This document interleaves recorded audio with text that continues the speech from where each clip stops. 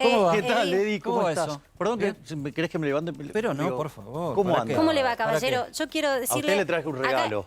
Me encanta. Hacemos un usted no. intercambio. No me lo trajiste a mí. No, ¿Por usted qué? no. Hacemos un intercambio en vivo. Toma. Tengo eso. Pero déjame que Eso lo, tengo. déjame que lo Ya lo toque. leí. Déjame que lo toque por lo menos. Mirá. 139 páginas. Ya lo leí Tomá yo. tomá que es tuyo. 139 páginas. Igual te va a llegar otro. Dale, gracias, está bien.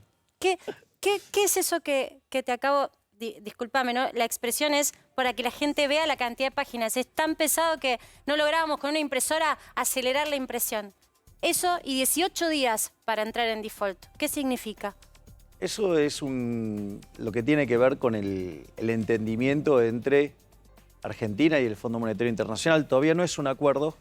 De hecho, cuando arranca, te dice, para convertirse en un acuerdo, primero tiene que pasar por el Congreso argentino, porque es como está determinado el formato legal, por decirlo de alguna manera. Y en ese contexto, una vez que lo aprueba Argentina, el board del fondo lo puede aprobar. Es decir, se pusieron de acuerdo los técnicos. Ahora, desde mi punto de vista, yo voy a votar en contra de esto. ¿Por qué? Porque tiene inconsistencias teóricas, inconsistencias empíricas y tiene errores de diseño graves, por decirlo de alguna manera. O sea, ya esto como primer elemento central. La inconsistencia teórica es que el ministro Guzmán insista con esto de que una política fiscal expansiva genera crecimiento. Eso, y que además te hace bajar el déficit fiscal. Eso la teoría económica te demuestra que es falso. Se llama multiplicador del presupuesto equilibrado, aún en el modelo más básico de la macroeconomía, donde todo lo que vos expandas la demanda vía gasto público se transforma en aumento del PBI, lo que te aumenta la recaudación no te alcanza para que compenses el aumento del gasto, por lo tanto, el déficit fiscal aumenta. Ese es el primer punto. Y ahí, eso es, imagínate que en una economía que no es pura ajuste de cantidades, o sea, ya, digamos, y que tiene una inflación en el nivel del 50%, viajando a niveles del 60%, no se va a dar. Ese es el primer punto. O sea, esto ya es más allá de mi visión como economista. Esto es un problema técnico, aún en el marco analítico, de que, si me quisiera poner los zapatos de Guzmán. O sea, en el marco analítico mío es incendiario. El otro elemento es de índole empírica, porque ustedes me podrían decir, ¿sabes qué, Javier? Todo bien con la teoría económica, todo bárbaro, pero ¿a mí qué me importan? Los números, los datos. A mí háblame de los datos. ¿Para qué me sirve esto? Claro, exacto. Esa es la pregunta correcta. El otro, una discusión de técnicos. Argentina aplicó ese modelo de los últimos 121 años durante 111. De ser el país más rico del mundo, hoy somos 70 al oficial y entre 130 más o menos al paralelo. Sí, claramente el modelo no ha funcionado. Ahora, Javier, ¿qué había que hacer con esto? Porque lo que estamos conversando es esto, o sea, la deuda la asumiste en el 2018, se entró en una renegociación, está este proyecto, no lo voto. ¿Cuál era la alternativa? Bueno, ese te diría que es la discusión, son los tres enfoques que se están presentando sobre este tema.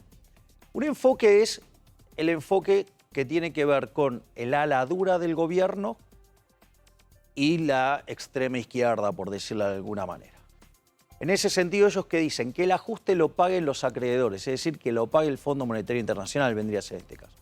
En esa situación, vos lo que tendrías es que el precio de los títulos públicos se derrumbaría, eso significaría que el riesgo país se fuera a las nubes, implicaría una tan alta tasa de interés que se te destruye la inversión, se te descoordina el mercado de bienes, te cae la actividad, te cae el empleo, te cae el salario real y te explota la cantidad de pobres e indigentes, que si a eso le sumás el desequilibrio monetario que tiene la economía argentina, que es peor que el Rodrigazo, con el agravante de que hoy partimos de 10 veces más de pobres, te imaginas que es una hecatombe social. Ese es el caso, digamos, de lo que quieren impulsar el ala dura del gobierno y la extrema izquierda. O sea, algo que sería verdaderamente una catástrofe. Después está la posición que tiene el ala dialoguista del gobierno y lo que es Juntos por el Cambio. Los que más se le parecen de Juntos por el Cambio, digo. Sí, son todos bastante parecidos. O sea, lo que pasa es que hay algunos que casi no se nota la diferencia. Es más, algunos de los de Juntos por el Cambio, digamos, por ejemplo, los gobernadores radicales, digamos, o sea, mucha diferencia no hay ahí adentro. O la coalición cívica, ¿no? O sea, que son, digamos, también más o menos la misma especie. Y los socialdemócratas son los que más son los que más se parecen a Alberto y su grupo Callao y demás. Básicamente, ese grupo, tanto del oficialismo como de la oposición, tienen claro que un escenario del default genera un desastre tan grande que se lleva puesta toda la casta política. Entonces se entiende que tiene que acordar y entiende que tiene que haber algún tipo de ajuste. Ahora, el problema es la inmoralidad de estos dos bandos que están juntos. Y sí, tiene que haber ajuste, pero ellos quieren que todo el ajuste caiga en el sector privado. Acá hay aumentos de impuestos, hay aumento de la presión fiscal. No solo eso, sino que reducción de transferencias al sector privado. Es decir, que todo el ajuste recaiga en el sector privado. Y es tan obsceno que el gasto público en términos reales, es decir, el curro de la política sube. Por eso los gobernadores radicales están chochos con este acuerdo. Y tanto presionan adentro de Juntos para el Cambio para que salga. Porque ellos van a recibir más plata, porque el gasto público le va a ganar a la inflación en estas proyecciones que tiene Guzmán y esta idea que tiene Guzmán. Esto es tremendo porque te están diciendo, estamos al borde del abismo, nos vamos a pegar una piña de novela, hay que ajustar. Y no solo que ellos no ajustan, sino que sobreajustan al sector privado. ¿Para qué? Para que ellos tengan más fiesta. Entonces, desde mi punto de vista, y esta es, si vos querés, la otra posición, la tercera pata, que vendría a ser la que tenemos los liberales libertarios, es estar totalmente de acuerdo en una situación muy particular, que es, hay que pagarle al fondo, hay que honrar la deuda, pero la diferencia es que el que tiene que hacer el ajuste es el Estado y no el privado, porque el privado es el que genera riqueza. Es decir, vos no podés estar premiando sistemáticamente al parásito que destruye riqueza, ¿sí? Y, digamos, y perjudicar al que crea riqueza. Digo, eso termina mal. Javier, para que lo podamos entender todos con ejemplos gráficos y después de haber leído Sí, claro. que te tomaste el trabajo de leer eso que lleva mucho tiempo. Bueno, a mí no. En la práctica, bueno, vos sos muy técnico, sos muy rápido para leer estas cosas, pero digo, otros tenemos que hacer el esfuerzo, valga la redundancia, es así. Bueno, yo he laburado de eso. Te quiero preguntar ejemplos. Sí. ¿Qué significa que eso que se está fomentando y que se apruebe y se discuta como tal significa un ajuste para el sector privado? Con ejemplos, ¿cómo lo vamos a ver? Empezando por... Por ejemplo, va a ir contra los subsidios, ¿sí?, energéticos, y por lo tanto lo que te va a hacer es subir las tarifas. Y lo que va a hacer es que a algún grupo de consumidores los va a castigar más que proporcionalmente, porque además le quieren dar toda una impronta socialista redistributiva. Entonces, hay algunos grupos, ¿vieron la salvajada que hicieron en Capital Federal, donde directamente a donde no estaba su grupo de votantes lo plantean estropear? Bueno, es eso. Lo que Por pasa ejemplo, es ese que es uno de los también casos. en algunos momentos hemos reflexionado que hay subsidios desmedidos en Argentina y que es cierto que hay gente que puede pagar un poco más y que no paga. Pero si no fuese solo el tema de subsidios, ¿vos ves otras aristas en donde no se esté, el gobierno no esté sincerándose? ¿Puedo ir sobre el tema Dale. del subsidio? Porque esto es muy interesante. Es muy Porque importante esto. ¿el subsidio qué es? Es la parte de la tarifa que no te cubre el precio, por decirlo de alguna manera. Digo, como conceptualmente. Ahora, la pregunta es... Sí, vos no pagás todo, hay otro que está pagando lo que falta. Claro, Vos con tus exactamente. impuestos, Eddie. Claro, pero claro, Sos vos exacto, mismo, digamos, Eddie. después lo paga otro. O lo paga, digamos, no sé, las generaciones futuras con deuda, o lo pagan, digamos, los más vulnerables con impuesto inflacionario, o digamos a otro que le cobraron impuesto. Eso es decir, es meter la mano en un bolsillo y ponerla en el otro. Es bastante salvaje el mecanismo. Pero ¿qué es lo interesante?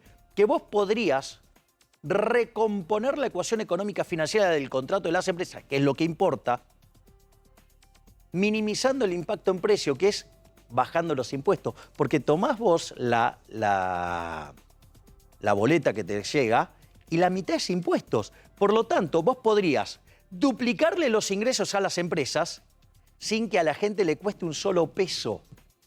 Ah, pero eso implica ir contra el gasto público, es decir, implica ir contra el curro de la política. ¿Hay alguna baja de impuestos propuesta en estas 139 páginas? No. Ahí, de hecho, digamos, lo que se está pensando en hacer este impuesto que era transitorio a la riqueza, hacerlo permanente. o por lo menos estirarlo un año más. Bueno, o sea, lo empiezan a estirar así, después termina volviéndose permanente. Otra cosa más que están planteando es que un revalúo de los bienes, para que cuando te hagan el cómputo de impuestos te cobren más impuestos. Otra cosa es aumentar la persecución fiscal. Y la realidad, eso también es bastante peligroso, porque en general las empresas no es que no pagan porque no quieren, o las personas no pagan porque no quieren, no pagan porque no pueden. Hay empresas o personas que están en la informalidad, porque si entraran a la formalidad quiebran. Ahora, lo que va a ver la gente es que vas a votar tal vez con el kirchnerismo y con la izquierda. Sí, eso, digamos, sí, pero por motivos distintos. Es decir, vos fíjate, está muy bueno el punto que hace Cedi, porque quizás vos te recuerdes lo que pasaba en el 2001, 2002. Todo el mundo criticaba fuertemente al Fondo Monetario Internacional. E internamente también se lo criticaba. Ahora, internamente se lo criticaba al fondo, ¿por qué? Por ser duro. Y externamente se lo criticaba, ¿por qué? Por ser laxo. Es decir, en principio, digamos, o sea, es más, si querés, yo hasta estoy de acuerdo en la idea de que hay que eliminar el Fondo Monetario Internacional. Me parece una institución para otra vida, nefasta. No, bueno, pues es un tema no menor, porque vos, o sea, haces un desastre macroeconómico, te dan asistencia y le pasás el muerto a otro. O sea, es de una crueldad enorme. Pero bueno, estaríamos hablando de un nuevo orden del mundo. Hablemos claro, de pero la por Argentina, que tanto nos cuesta entenderla, está tan cerquita. Exacto. Y después, o sea, la crítica mía no es que, digamos, o sea, yo que me quejo de esto, ¿por qué? Porque es inconsistente. Es más, les voy a dar una pista de la aberración que es este papelito. Cuando vos haces una proyección, hacia el final de la proyección tiene que pasar por un lugar. Vos no podés proyectar cualquier cosa. La proyección tiene mucho de arte, pero está limitado. O sea, hay límites del arte que le podés poner. O sea, aun cuando parezca que el Excel... Arte y zaraza, ¿no? Arte y zaraza. Claro. Arte y vamos viendo. Claro. Ahora, ¿cuál es el problema? Vos sabés que algunos dibujos ni siquiera te los acepta el Excel. Trata de dividir por 0 y vas a ver que no te lo acepta. Te va a pegar ese error. Bueno. Fíjate esto, es lo interesante. Cuando vos haces una proyección, lo que tenés que, digamos, vos vas a llevar esa economía en una proyección e implica que vos tenés que repagar tu deuda. Cuando, digamos, tiene que pasar por ahí. Ahora, fíjate esto, Argentina hoy tiene una relación deuda-producto que oscila entre, si lo tomas al tipo de cambio oficial, 65-70%. Si lo tomas al paralelo, 130, 140. Si Guzmán dice que de largo plazo crecemos al 2% y el superávit primario va a ser 1%, vos te podrías preguntar a qué tasa Argentina es solvente. Es decir, a qué tasa de interés es consistente toda esta porquería. ¿Sabes a cuánto? A 3%. La tasa de interés de Argentina en el mercado hoy es 31% en dólares. Si tomas el riesgo país promedio, la tasa de interés en Argentina es 22-23%. Si tomas el riesgo país promedio de la historia argentina, que es 800 puntos básicos, quiere decir que la tasa andaría entre el 8 y el 10%. ¿Sabes qué quiere decir esto? Esto es una porquería, que no cierra, es inconsistente. Es mentira. Claro. Básicamente, te quiero llevar a un punto dentro de lo que... ¿Puedo hacer una acotación? Sí, dale. Es decir, si vos estás proyectando que vas a un default, ¿cómo vas a tener proyecciones que no son de un default? ¿O decís que vas a un default sí o sí? Tío, si estos son los números, vos defaulteás. Esto no es sustentable. ¿Cuándo? ¿En 10 años el próximo gobierno? Digamos, porque ahí también hay una cuestión, Depende digamos, cómo funcione, no sabemos. Claro, de cómo te den el rollover. No, porque Pero, hay quienes dicen, ojo, que le están tirando un muerto al próximo gobierno que asuma. Además... Y lo dicen en el frente interno. Sí, pero no solo por eso, Marcela, pero el punto es, vos estás haciendo una proyección donde los recursos que vos vas a estar generando no alcanzan para pagar la deuda. Entonces, todo lo que metiste en la parte previa de la proyección está todo mal. Pero acá dicen que van a incentivar la acumulación de reservas y hasta dejan entrever que se elimina el cepo y que van a una administración distinta. No, eso dice que no. Dice que los controles van a ser más férreos. O sea, de hecho... Para las empresas.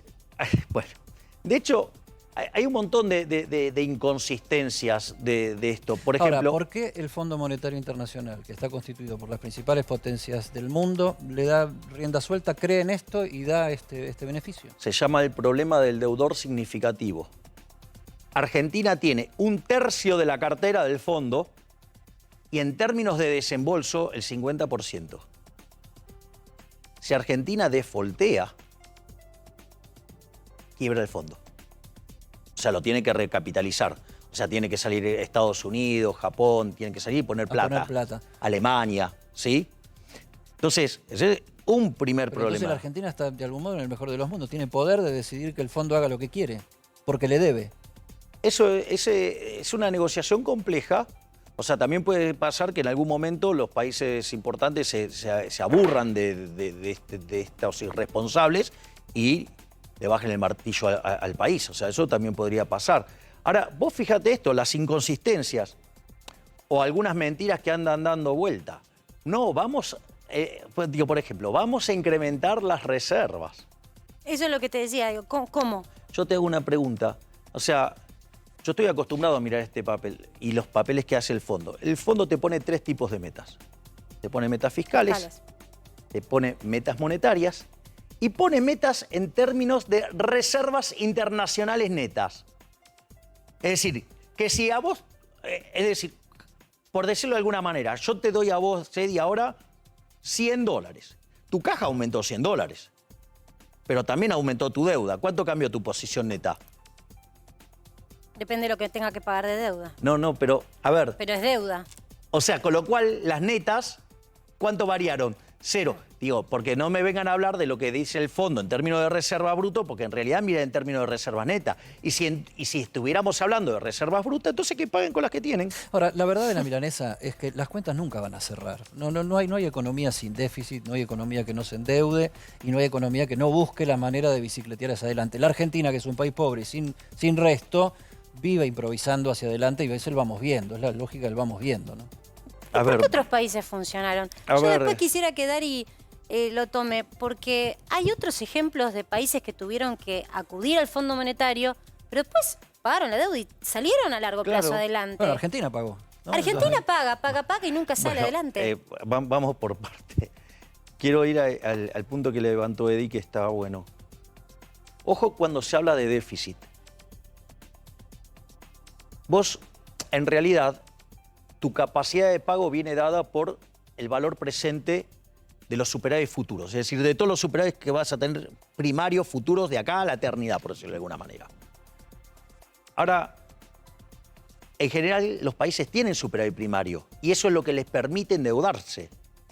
Porque vos podés tener déficit en la línea financiera, es decir, cuando tomás el superávit primario, le restás los intereses y vas a déficit. De hecho, si vos tuvieras déficit financiero 0, esto quiere decir que el resultado primario se mapea exactamente con los intereses, a vos te va a caer la deuda. ¿Por qué? Porque si vos creces, la relación deuda-producto, ¿qué pasa?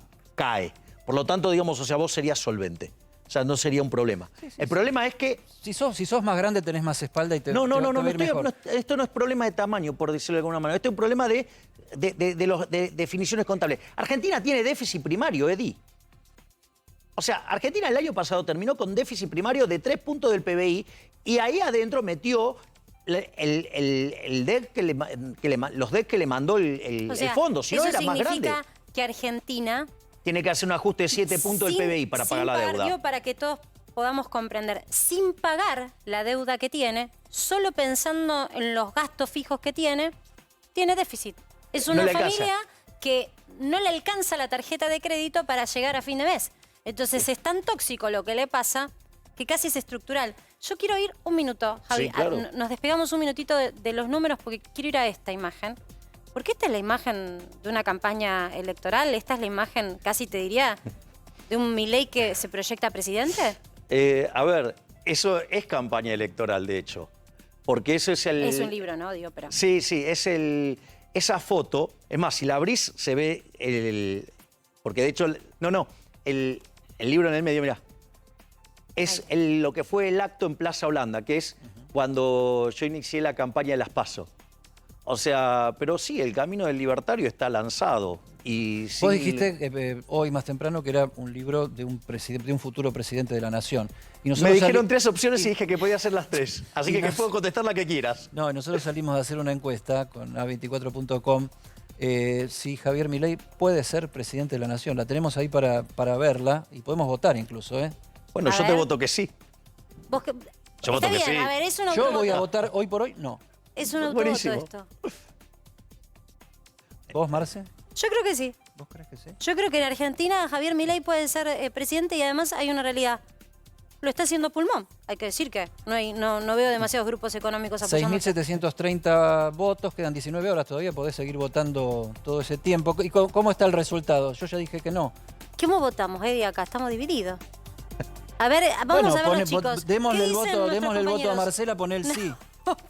¿Qué dice Angulo y qué dice Miraji? Yo creo que como Eddie, por ahora no. Y yo me inclino por el no. Javier, Entonces todo. votemos que no, a ver. Porque Quedó si el no. A ver qué pasa en vivo. Quiero ver los resultados. Sí. Mira. Bueno, Es Argentina esto. 78,9% dice que Javier Milei llega a presidente de la nación argentina. ¿Y eso puede ser en el 2023? Yo A mí me da miedo, pero después te explico por No, qué. bueno, está bien. O sea, siempre los cambios a la gente naturalmente le genera miedo y después de tantos años de esclavitud fiscal y mental a la que ha sido sometida la población argentina mediante el lavado de cerebro que implica la educación pública, independientemente que sea de gestión privada o de gestión estatal, sería normal que pase eso. Pero yo, digamos, me comprometí en lo que fue, digamos, mi discurso del día de la elección en el Luna Park. Dije que yo me comprometía a llevar a cada rincón del país una boleta liberal para que en el 2023 Argentina tuviera una opción liberal que pudiera votar. Por lo tanto, si en ese proceso a mí me toca el prodigio, no sé, el privilegio de liderarlo, lo voy a hacer. O sea, y si gano, digamos, no tengo ningún problema Falta en un año y asumirlo. medio. ¿Cómo armás gobierno? ¿Con quién? De hecho, yo, digamos, he dado mi visión de cómo tiene que ordenarse la política en Argentina. Yo dije que por un lado tiene que quedar la socialdemocracia y todo lo que esté a la izquierda, ya sea en el mismo lugar, tienen que estar las palomitas de Juntos por el Cambio, o sea, Larreta, Vidal, todo el ala de los tibios, ¿sí? Con la Unión Cívica Radical, que es la Internacional Socialista, la Coalición Cívica, que es todavía más de izquierda que los radicales, y el kirchnerismo, y si que quieren que se le sumen, digamos, a la extrema izquierda. Mientras Y de hablas lo- sigue votando la Sí, gente, ya estás se en va. 79, ¿eh? Te digo, Pero va seguí, subiendo la seguí. cantidad de votos porque nos están viendo Ok. en vivo y van votando. Salís presidente de acá. te Invitamos a digo. la gente a que se sume. Me ¿Qué empiezo a opinan? probar la banda. y lo otro que yo también considero es que del otro lado te tendrían que quedar las distintas expresiones liberales, te tendría que quedar el peronismo federal, el peronismo republicano, el menemismo y los halcones. Y vos tendrías un ordenamiento ideológico. Claro. O sea, esa es una posibilidad. Otra posibilidad es que vos tengas equilibrios de fragmentación y ahí, digamos, te podés encontrar como lo que pasó en Chile. ¿Te puedo llevar a la práctica? Por ejemplo, si tuvieses que hacer un gobierno, ¿lo pones a experta en tu equipo? No porque es un liberal clásico. ¿Qué significa? ¿Cuál es la diferencia? Yo, por ejemplo, hoy recién repasábamos, experto hoy decía que él no está de acuerdo con no cobrar, porque él cobra por su trabajo. Hoy obviamente está cumpliendo un rol Bueno, que es pero- público. A pero- diferencia de tu Está bien, iniciativa. pero yo no critico eso. La semana que viene es la próxima, ¿no? Pero después hacemos propaganda la Sí, próxima tómbola. hacemos el sorteo el 10. Pero expert. El tema de José Luis. A ver, José Luis está en todo su derecho primero de cobrar la dieta, porque él es un liberal clásico. O sea, yo filosóficamente soy anarquista y en términos de la vida real, porque tengo los pies sobre la tierra, soy minarquista. Pero entonces, eso implica es un problema mío de que yo considero que el Estado es una organización criminal, que los impuestos son un robo, entonces es una forma de devolverle ese dinero De ser coherente. a su generador original. Ahora, pero si vos sos liberal clásico, puede tomarlo como una compensación. O sea que eso es el primer punto. El segundo punto es, esto tiene un problema de concepción. Por ejemplo, José Luis considera que debe haber intervención del Estado donde se producen fallos de mercado. Es decir, eso está perfectamente alineado con la teoría neoclásica. Y vos ni siquiera eso. Claro, yo no creo en eso. O sea, yo de hecho acabo de publicar un artículo académico que se llama Capitalismo, Socialismo, ¿sí? Y la trampa neoclásica, y explico que los fallos de mercado no existen. Explico que en realidad lo que los economistas llaman fallos de mercado es que la estructura matemática de la realidad no mapea con la de los modelos y se enojan con la realidad en lugar de tomársela como en el modelo. O sea, yo creo que hay que cambiar la matemática y hay que mirarlo de otra manera. Desde mi punto de vista, los fallos de mercado no existen. ¿Por qué? ¿Qué es el mercado? El mercado es un proceso de cooperación social en el cual se intercambian voluntariamente derechos de propiedad. Entonces no hay lugar para el fallo de mercado. Si una industria se va al tacho, que se vaya. Si tiene que quebrar, que quiebre. ¿Por qué lo tiene? Y por qué, si alguien quiebra es porque el producto que está vendiendo no satisface a la demanda. Entonces tiene que quebrar. ¿Para qué lo quieres mantener? Javi, cuando con Eddie nos propusimos y nos planteamos hacer este programa, para que sepas, no es imperativo, sino para que sepas es para que el público participe y tratar de que esa información que a veces es tan difícil, nuestra tarea es llevarla al llano para que todos la puedan comprender. Y de última, vos del otro lado de tu casa puedas decidir. La verdad es que, bien remarcás vos, a veces las diferencias de la ideología, porque no nos las enseñan o porque es difícil de entender, quedan para un grupo selecto. Con nuestra producción nos propusimos tratar de repasar cuáles son esos fundamentos en los que vos crees y que es tan diferente a lo que hemos visto que ha pasado por distintas gestiones de ministerios de Economía o de propuestas de proyecto de ley. No sé si lo tenemos, Juancito, ya para mostrarlo, ese repaso y el punteo que hizo la producción. A ver, vamos juntos sobre las claves de los libertarios. ¿Qué son estos fundamentos, estas palabras que a veces se identifican en el discurso del libertario? A ver, apretón fiscal. A ver, cuando uno, digamos, por ejemplo, cuando nosotros miramos la cuestión fiscal, hay dos dimensiones del problema. Hay una que es de índole moral, que para nosotros es la más importante de todas, y después está la instrumental. Por ejemplo, si ustedes revisan lo que es mi primer discurso en la Cámara de Diputados, ¿yo qué digo? No voto un presupuesto que tenga déficit fiscal, porque el déficit fiscal vos lo tenés que financiar. Entonces, por ejemplo, si lo financiás con deuda, eso significa que le estás pasando el costo de la fiesta a tus hijos, a tus nietos, a tus bisnietos. O sea, personas que no votan o quizás ni siquiera nacieron. Por lo tanto, es inmoral. Si vos lo financiás con emisión monetaria, o sea, señoriaje, ¿cuál es el problema? El problema radica en que eso se transforma en inflación y le pega por lo menos 25 veces más fuerte a los que menos tienen. Y si vos subís los impuestos, es un robo, digo, desde nuestra concepción. Por lo tanto, vos fijate, el ministro Guzmán, ¿qué es lo que quiere hacer? Además, frente a la gran crisis, quiere expandir el gasto público y reventarnos impuestos. Ahora, y la vos oposición... en tu discurso están estas cosas, ¿no? Sí. Apretón fiscal, ignorancia monetaria, acumulación de reservas, control de capitales, crecimiento. Ahora, en este punteo hay una cosa que no está y que vos haces mucha apelación, que es somos la furia. Bueno, Y eso implica una actitud casi personal y de grupo hacia una circunstancia. Y puede sonar hasta violento, ¿no? bueno, a ver, voy a definir lo que son nuestro marco analítico y por qué nosotros después hacemos estas críticas y tenemos esas reflexiones sobre, por ejemplo, cómo criticar esto. Nosotros consideramos, digamos, nuestra definición del liberalismo, que es de Alberto Venegas Linchijo, dice: el liberalismo es el respeto irrestricto del proyecto de vida del prójimo, basado en el principio de no agresión y en defensa del derecho a la vida, a la libertad y a la propiedad. Entonces, una de las cosas que pasa cuando vos te apalancás sobre el principio de no agresión, nunca sos el primero en agredir. O sea, es una respuesta al sistema. Es decir, y la realidad es que nos agrede todo el tiempo el sistema. Mira, te lo voy a hacer. La furia es un derecho.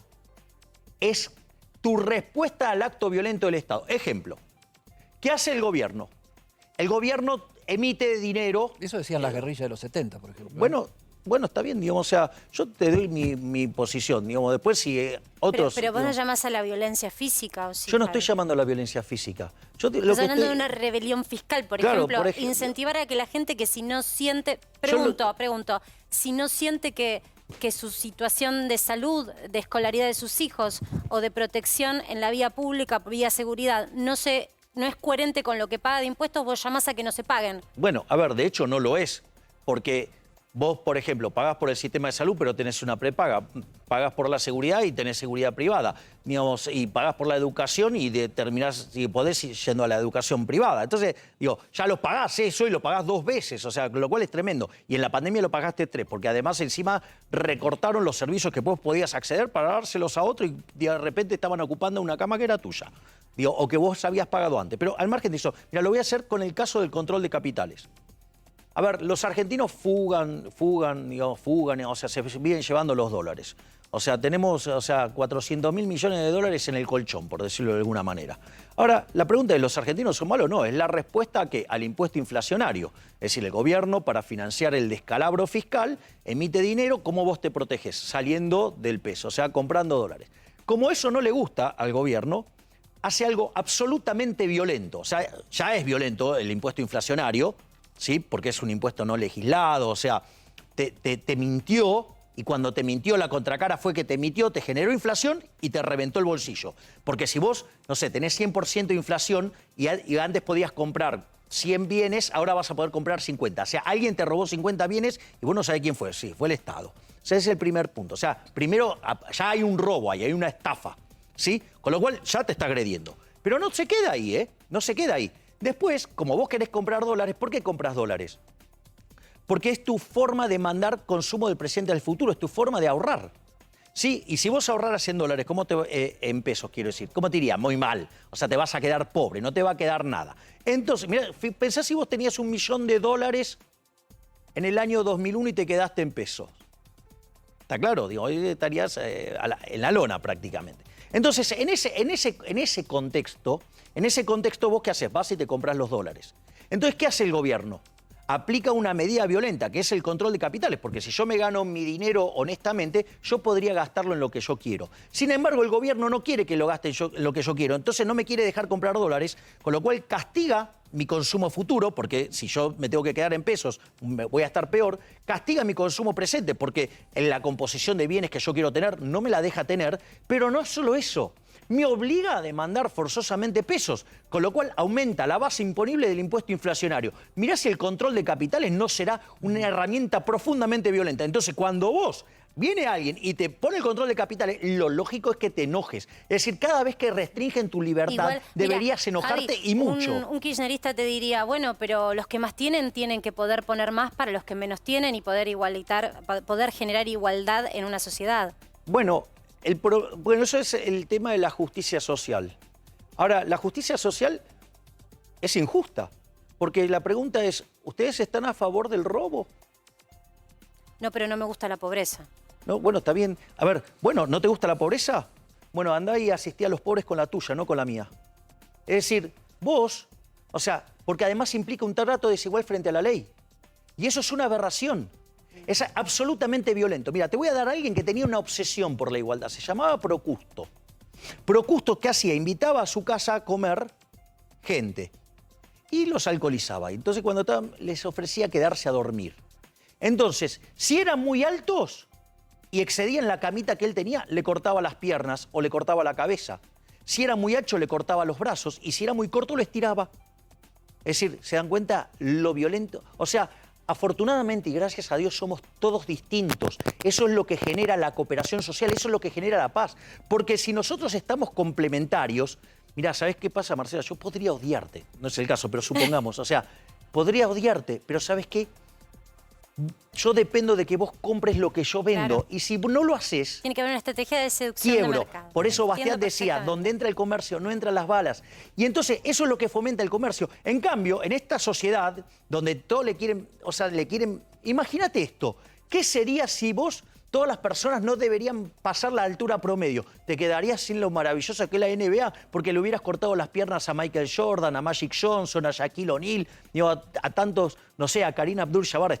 Se me están cayendo las Sí, notas. vamos a bajar un poquito a tierra y literalmente lo vamos a hacer porque tenemos un móvil en la calle para hablar con la gente. Salimos a preguntarle, y te lo vamos a preguntar a vos para dar la patada inicial al tema, si está más preocupada por el acuerdo con el Fondo Monetario Internacional o por la información de último momento que dice que estamos al borde de una tercera Si querés guerra te contesto mundial. yo. Sí, empezá vos y vamos Yo a la estoy más gente. preocupado porque haya una tercera guerra mundial. ¿Por qué? ¿Sabes por qué? Porque esto es gravísimo. Esto es gravísimo. Y yo alerté sobre estos riesgos, ¿eh? Yo dije, Si Trump pierde y queda en la Casa Blanca un socialista como Biden, tibio, débil, ¿sí? ¿Sabes qué? En un mundo complicado, con personas como Putin, personas como, digamos, Xi Jinping, digamos, o sea, China, y, por ejemplo, el caso de Corea del Norte, estamos complicados. ¿Sabes por qué? Porque en esto hay una estrategia. O sea, esto era, en Estados Unidos se llamaba la estrategia Nixon. Es decir, vos tenés que mostrar un sentimiento anticomunista rabioso. Fíjate cuántas guerras hubo durante la presidencia de Trump, porque dijeron nos iba a poner al borde de una guerra mundial. Invaden más los demócratas que los Exactamente, es decir, digamos, los zurditos americanos, o sea, son sí, más por eso complicados digo, que... si decís en serio que Biden es un socialista, ¿no? Pero sí, lo digo en serio y convencido y digo, tengo... Son categorías que vos manejás, digamos, sí, por eso. Estudiaste el marxismo y el socialismo. No, digo, hay distintos pelajes de socialismo. O sea, el marxismo, digo, es otra cosa, están los trotskistas, o sea, hay distintos. Los que votan como vos en el Congreso, digamos.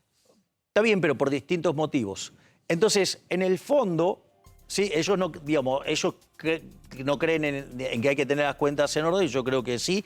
Ellos creen, digamos, en que si tienen que matar gente no les importa. A mí eso sí me molesta. Ellos, digamos, se basan en la envidia, en el odio, en el resentimiento, en el trato desigual frente a la ley, en el robo. O sea, no son los valores que yo adhiero. Pero quiero ir a este punto. ¿Sabes cuál es el gran problema? Porque ahora, ¿qué es lo que vos tenés? Tenías un presidente de Estados Unidos débil. Eso Putin lo vio y con eso avanzó, ¿sí? Y entonces, ¿qué es lo que pasa? El problema es que después se empiezan a dar manija entre ellos y empieza a escalar. Ese es el gran problema. ¿Y sabes cuál es el gran problema ahora? Es cierto, si vos tomás la potencia militar de Rusia y la potencia militar de China, están muy abajo de Estados Unidos. Entonces vos decís, bueno, entonces Estados Unidos puede poner esto en orden. ¿Sabes qué? No. Porque todos tienen, esos tres mencionados tienen capacidad de apretar un botón con un y botón hacer alcanza. volar el planeta.